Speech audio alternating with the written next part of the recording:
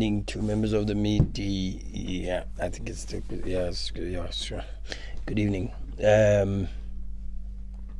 No, as always, I will congratulate the team. I will congratulate the players. Very proud of their gallant effort.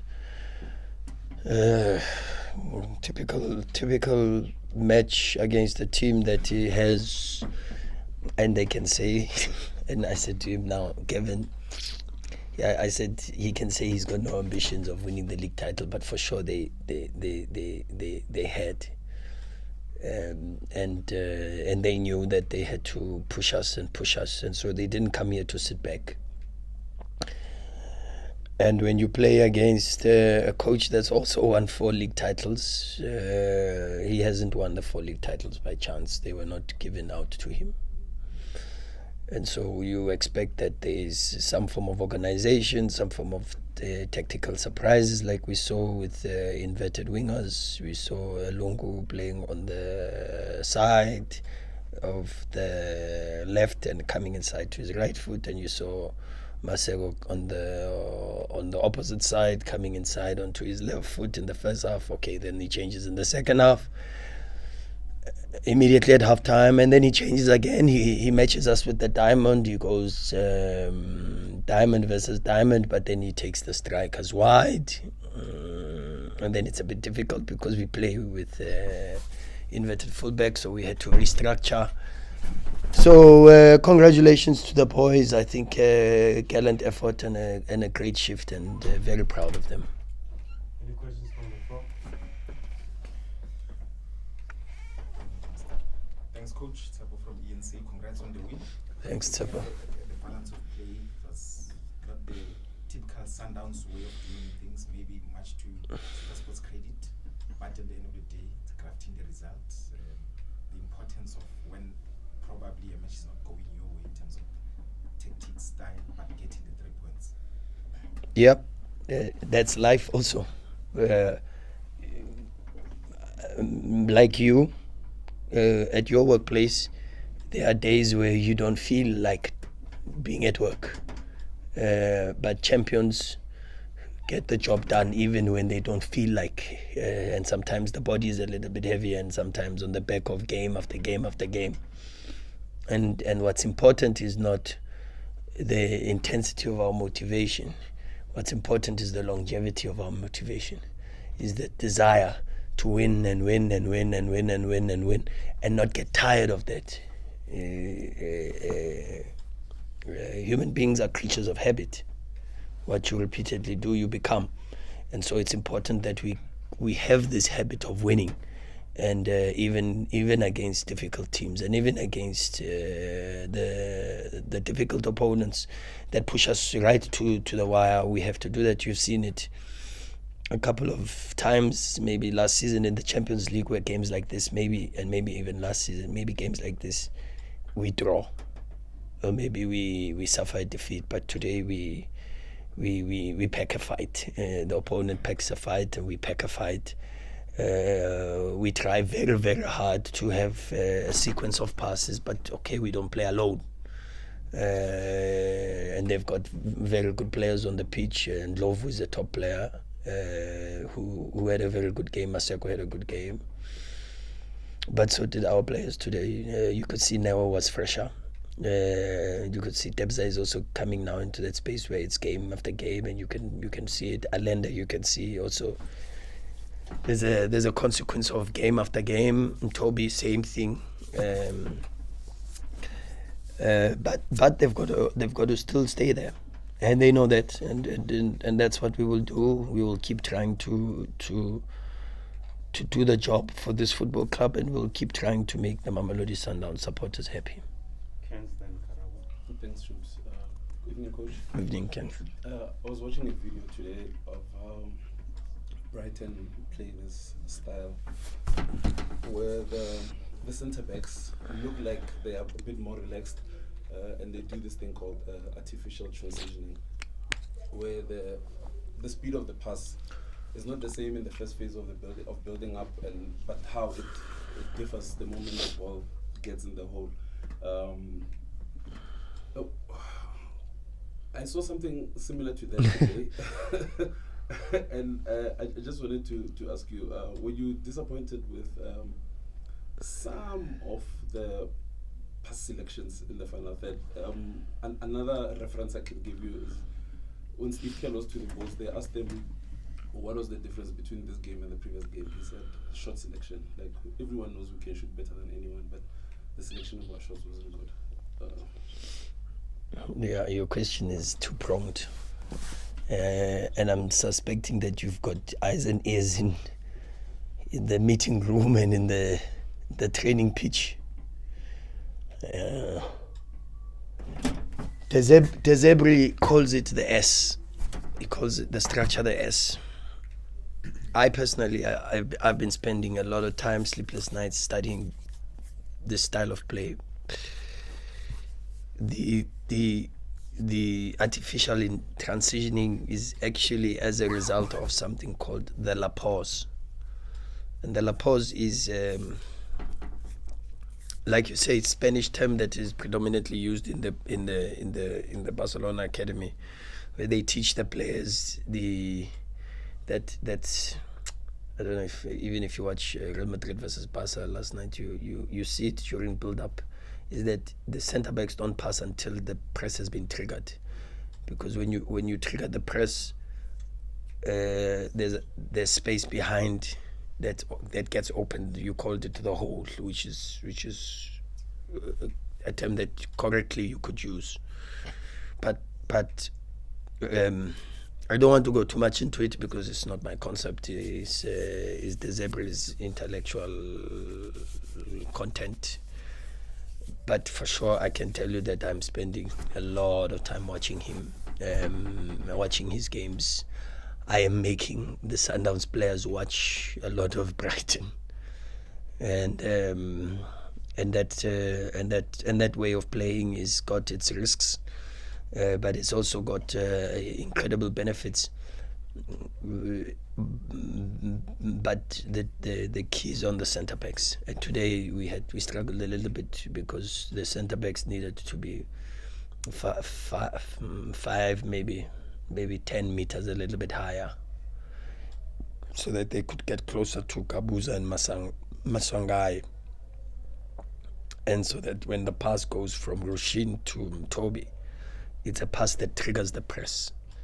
But when it's too far back and the distance is too long, even if you pass Rushin to Toby, the strikers don't step because they see the distance is too large for them to step. And then that's why you couldn't even see Debza on the ball a lot more today, because then the strikers stayed very, very narrow on, very, very narrow. That's God talking, that I must shut up, sorry. Very narrow on Debza. So my question was more of, like, were you happy with like the past selection, like in the final third? I'm proud of these players. We have a lot of work to do.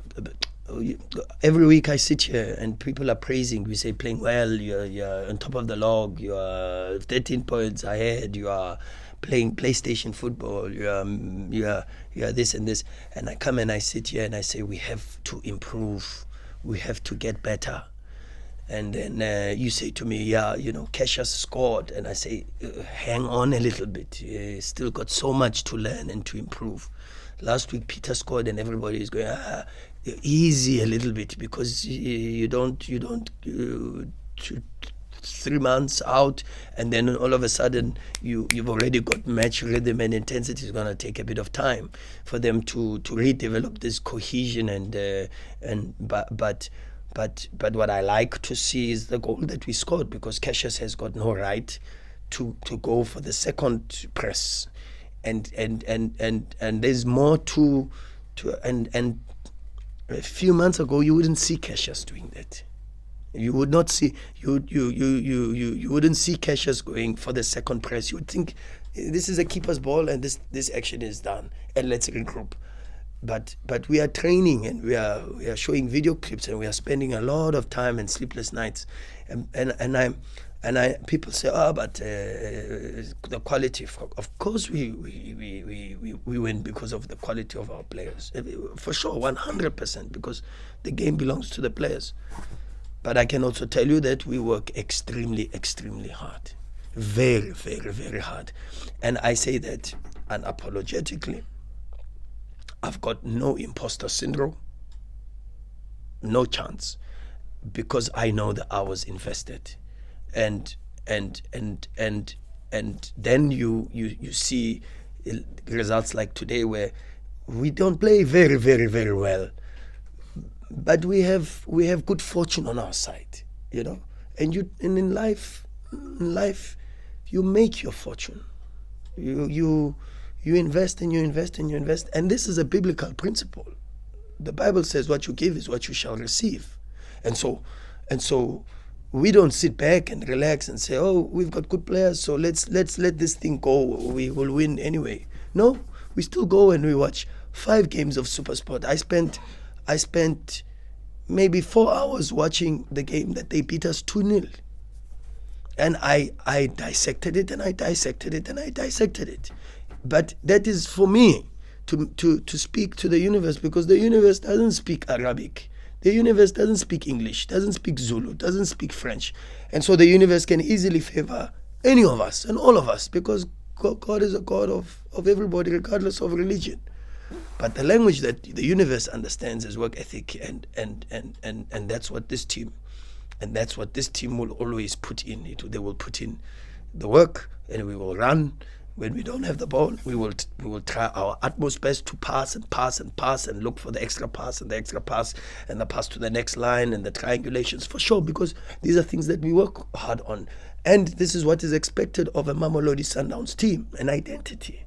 The pressure on us is you can win for sure, and win like the game against Chippa was a win that was not so sweet in the mouth, and I listen. I watch even the Masanda Wana fan vlog.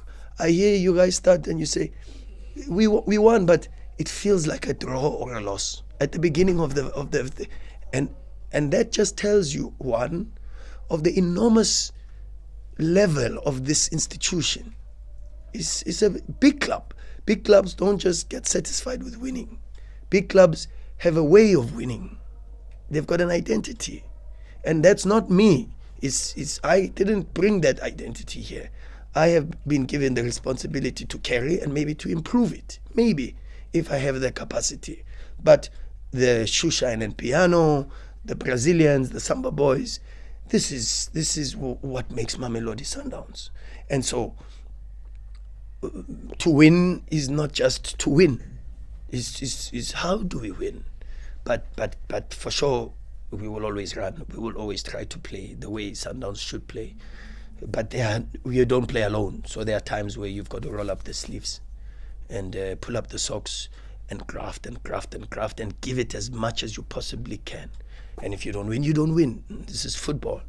But fortunately, through God's grace and favor, we give as much as we are giving. And God's favor seems, and long may it continue to fall upon us all the time.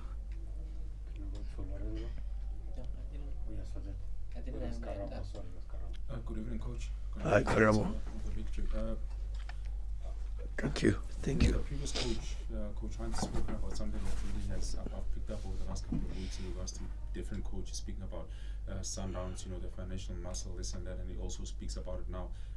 I think also in life, one principle that, in no uncertain terms, if you've got money, you can get the most beautiful women. You're also getting the most beautiful players with the ball at feet, of course you are. But does it frustrate you, Coach, that a lot of coaches now are speaking about the financial muscle, and financially it doesn't play on the pitch? Does it frustrate you that 3-4 coaches are speaking about the financial strength that you guys have? No, it doesn't frustrate me, because it's the truth. If they were lying, then I would get frustrated. So it doesn't frustrate me because it's the truth. What maybe does not. Maybe I'm still too wet behind the ears.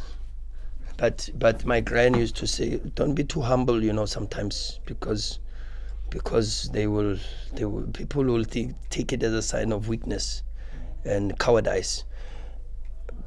maybe that's my weakness, is that I come here and instead of praising myself, I praise my players. And I will do that for as long as I'm a football coach. That because I know that the game belongs to the players and I don't play. And so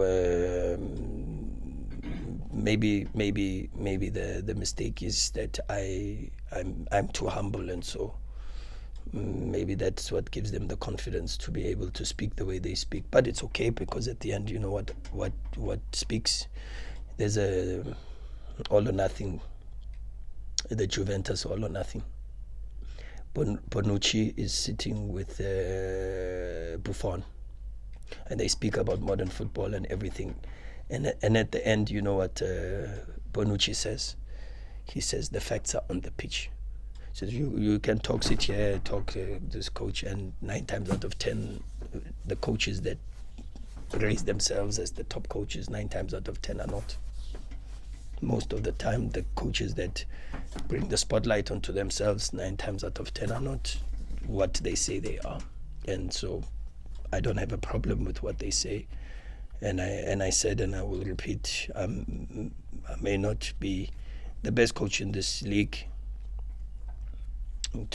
with their opinion, but and this one I can challenge all of them. But I'm definitely the hardest working. I got no social life. I'm extremely obsessed with football, and I'm obsessed with the Sundowns team. I'm obsessed with trying to make sure we are improving the players, we are improving the style of play. I live in that space. I belong to a WhatsApp group where there's CEOs of big companies internationally. There's coaches that are coaching at the highest level. I'm learning. I'm asking questions. And for as long as I have that mentality, for sure, the opinions of people for me will never, ever make a difference to the way I look at myself, how I look at the team, and how I look at my work. Coach Mvala, you see now, obviously Crystal plays in his original position, but do you see more and more future for him as a centre half going forward, even if maybe we have the other guys coming back from injuries? And also, Chan is playing now. Do you have guys there looking for you for fresh talent from the continent? Yeah, we've always got guys there. Ezi, what an incredible human being, Ezra Mnyandora, the legend. He came to say goodbye to me. He doesn't have to, but he came to say goodbye. We are on our way to Chan. And of course, the club knows the positions that we feel we need to improve in. So of course, they go there to look and to see what type of talent they can find. But okay, that's on Chan. I was talking to Micho, who's preparing the Ugandan team not so long ago, and of course, you know, maybe I should take this opportunity also to wish him the best of luck, because I know he's been telling me about the work that he's doing and the vision and what he's trying to achieve with Chan. So wish Micho the best. And I forgot your first question. Mvala, how good has he been? And that's not for me to say, but it's for you guys to write. Because when he is not so good, we write too. So when he has been very, very good, let's write too. And how good has he been? He's been colossal. So let's write too, a column, maybe one yana in one of the papers. A1 dedicated to Mtobi Mvala. And the transition that he's made from central midfield, from NT10 even, it's true, to a mainstay at Mamelodi Sundowns at centre back, with the quality of competition. I mean, for him to keep Grant Gekana out of the team must tell you something, because Grant has been magnificent.